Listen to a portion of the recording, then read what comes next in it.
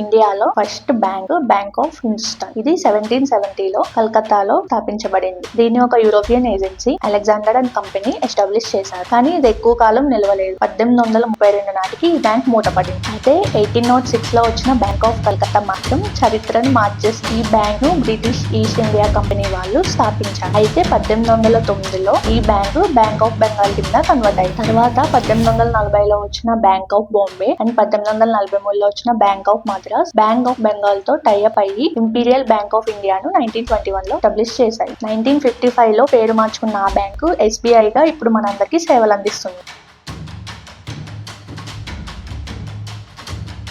After independence ఆ bank ని Bharat nationalise చేసి స్టేట్ బ్యాంక్ ఆఫ్ ఇండియాగా కన్వర్ట్ చేసింది. అంటే 1806లో ఒక చిన్న బ్యాంక్ గా మొదలయ్యి ఇప్పుడు 24,000 బ్రాంచ్లతో కోట్లాది మంది కస్టమర్లతో ప్రపంచంలోనే మంచి పబ్లిక్ సెక్టర్ బ్యాంక్ లో ఒకటిగా నిలిచింది.